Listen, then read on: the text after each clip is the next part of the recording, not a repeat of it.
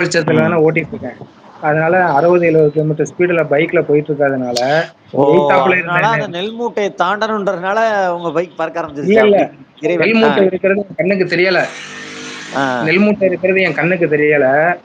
60, 70 kilometre ஸ்பீட்ல வேகமா போனாலும், நெல் மூட்டை மேல பைக்க ஏத்துறேன். எனக்கு என் கண்ணு தெரியல எனக்கு ம். வெளிச்சத்துல. ம். நெல் மூட்டை மேல ஏத்துனோன, பைக் வந்து அந்தரத்துல பறக்குது மேல. ஒ ம்.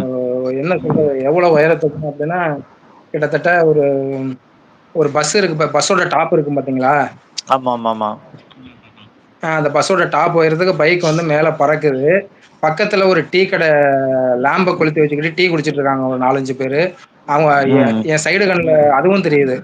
என்ன எவன்டா அவன் பைக்ல பறக்குறான் மேல வானத்துல அப்படின்னு சொல்லிட்டு, எல்லாரும் அண்ணன் அந்த டீய குடிச்சுக்கிட்டே ஆன்னு பார்க்குறாங்க. அதுவும் எனக்கு சைடுல தெரியுது.